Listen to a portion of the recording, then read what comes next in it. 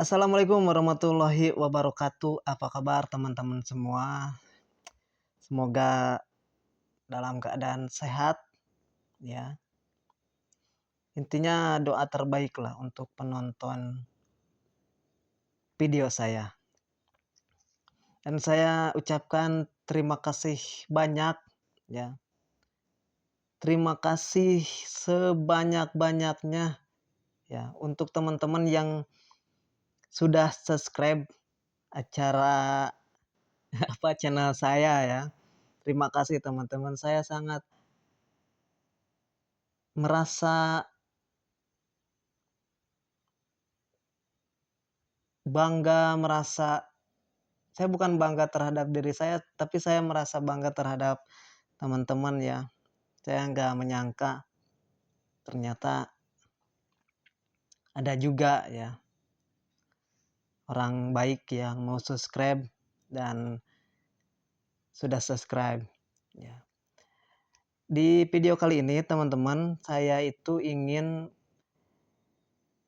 sedikit memberi pandangan kepada teman-teman mengenai kisruh nasab ya, kisruh nasab habaib.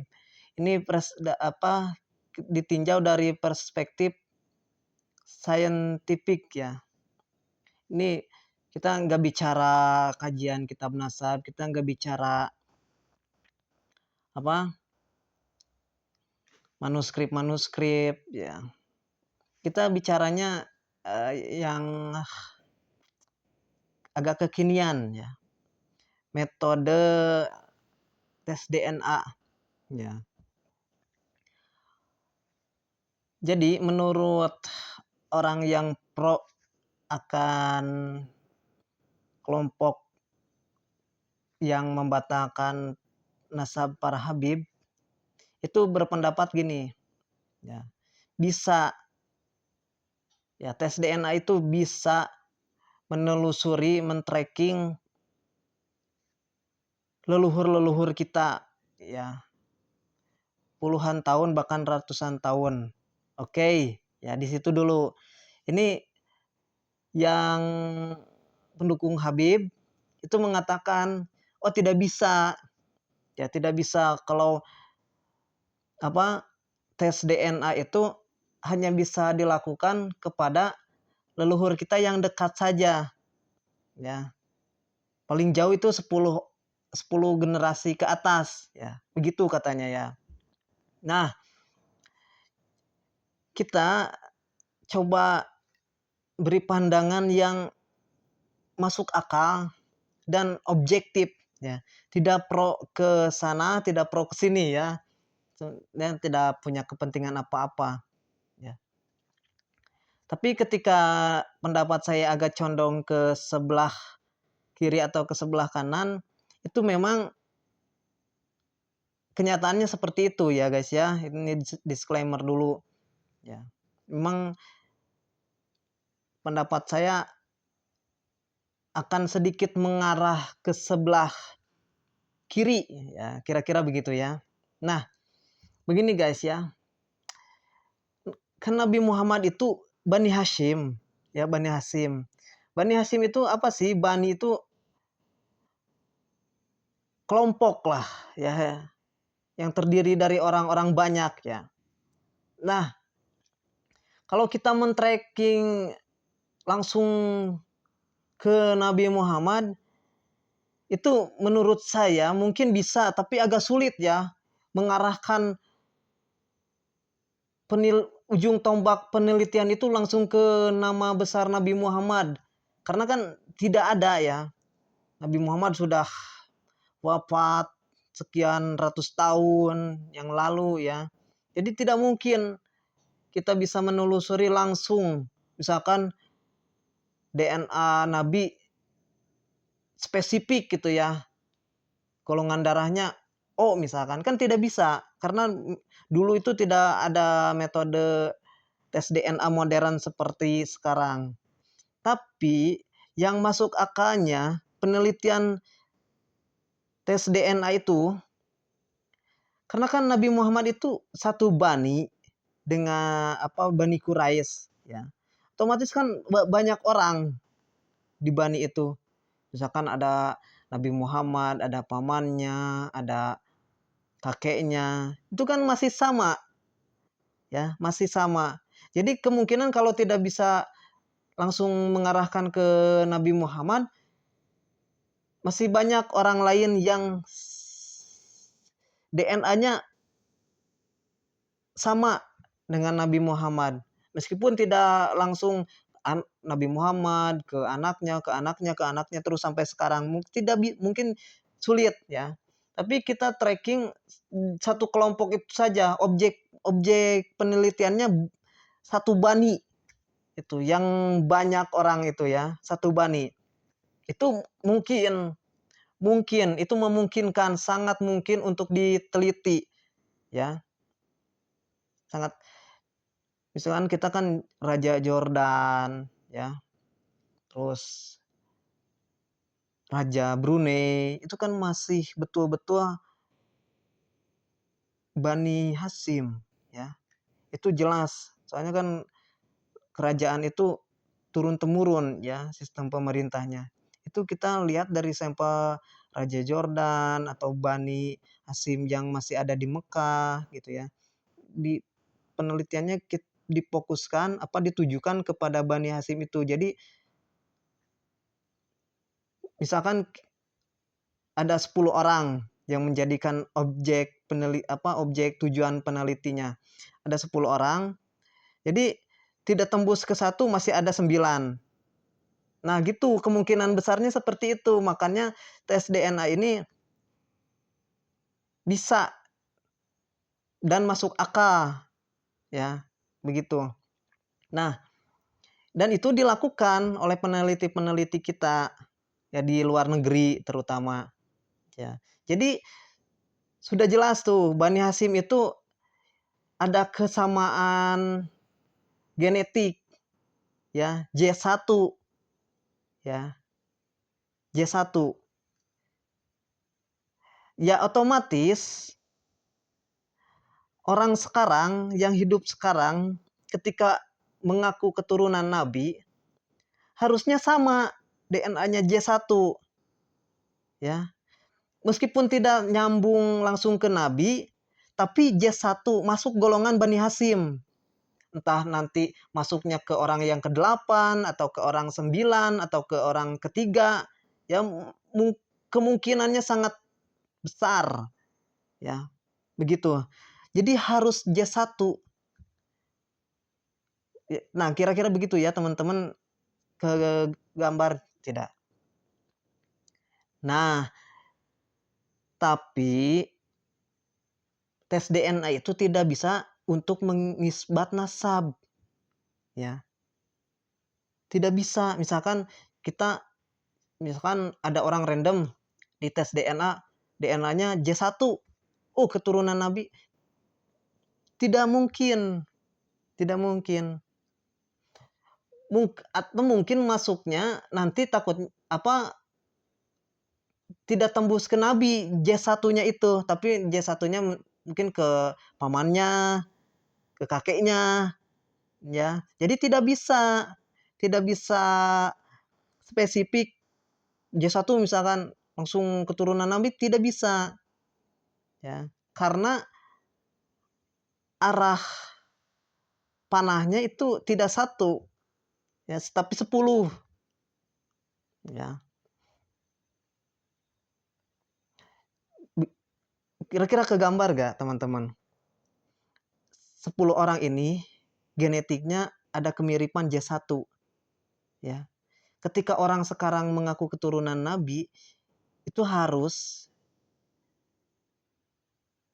diverifikasi dengan tes DNA. Tes DNA itu J1, ya. Misalkan kita punya silsilah nasabnya, catatan nasabnya kita. Oh, kan itu sepihak, ya, pengakuan sepihak. Oke, kalau kalian tidak percaya, lakukan tes DNA, ya. Betul, J1.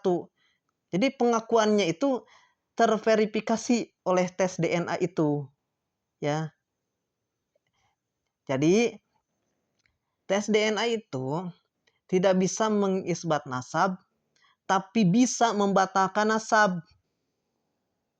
Ya, membatalkan nasabnya begini. Ketika ada seseorang yang mengaku keturunan Nabi, ada nih kitabnya, misalkan catatan nasabnya gitu ya, dari abad keempat, ke-5, ke-6, ke-7 sampai sekarang. Ya, ada misalkan lengkap catatan nasabnya. Itu kan sepihak, pengakuan mereka sepihak.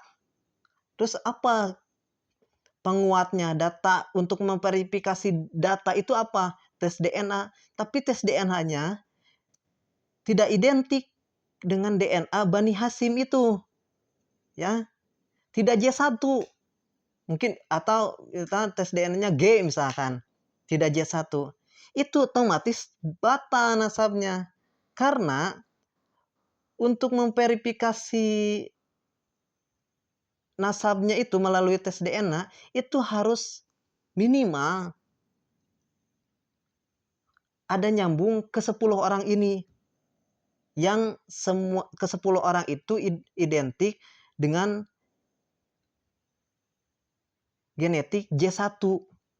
Gitu teman-teman, ya. Kira-kira paham tidak? Tes DNA itu tidak bisa mengisbat nasab tapi bisa membatalkan nasab. Karena Nabi itu Bani Hasyim. Ya, Bani Hasyim. Dan ada penelitiannya. Bani Hasyim itu jelas sudah ada penelitiannya. Kan kita tidak bisa nih mengarahkan misalkan Nabi golongan darahnya O. Misalkan kita juga harus O, misalkan keturunan Nabinya kan tidak mungkin. Kan Nabinya udah wafat ratusan tahun yang lalu. Tapi ada baninya, Bani Hasyim. Misalkan ginilah ya, Bani itu seperti kita punya keluarga nih. Saya punya anak, punya cucu. Misalkan nanti anak saya menikah, punya anak lagi, anaknya punya anak lagi. Nah, itu kelompok orang itu dinamakan bani itu ya. Meskipun tidak sama golongan darahnya, ada yang O, ada yang A misalkan, tapi ada kemiripan identik genetik, ada kemiripan genetik yaitu J1 Bani Hasyim itu ya. Misalkan ada cucu saya nih lahir abad keempat, terus di abad ke-21 ada yang mengaku bahwa saya itu keturunan cucunya Umar misalkan, cucunya Atu Bagus Umar misalkan. Pas diverifikasi, oh betul ada identik genetik J1 itu. Bisa itu diakui ya. Atau ada kalau mengaku keturunannya Bani Umar misalkan, Bani saya ya. Tapi pas tes DNA, pas verifikasi tes DNA, oh tidak J1 misalkan, malah G misalkan. Oh jelas itu tertolak. Ya, jelas tertolak. Ya. Kenapa tidak bisa mengisbat nasab? Karena J1 itu belum tentu Nabi Muhammad. Bisa jadi kan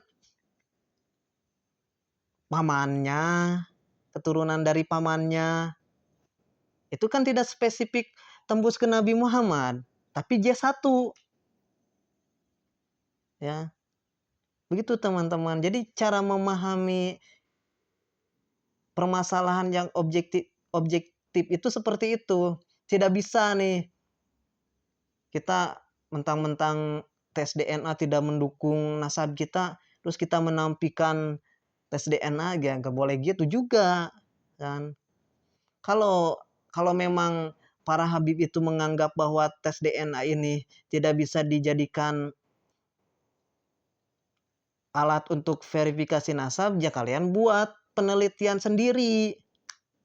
Bahwa penelitian yang ada sekarang itu salah, penelitian yang benar itu seperti ini.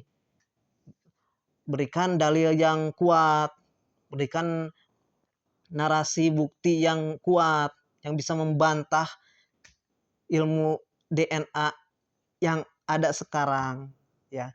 Selama ilmu DNA ini belum terbantahkan, ya kita wajib mengikuti ilmu yang ada sekarang gitu loh. Tidak boleh menafikan, oh ini enggak sesuai nih, enggak bisa memverifikasi nasab kami, kenapa Bani Hasyim itu harus J1, sedangkan kami ini udah terlanjur ngaku keturunan Nabi, tapi pas tes DNA bukan J1 malah G1 gitu, ke arah Yahudi gitu ya. Ya gak bisa gitu bos, ya gak bisa gitulah. Begitu cara memahaminya teman-teman, ya. Itu sederhananya saja secara logika memahami permasalahan nasab melalui verifikasi tes DNA itu seperti itu, ya.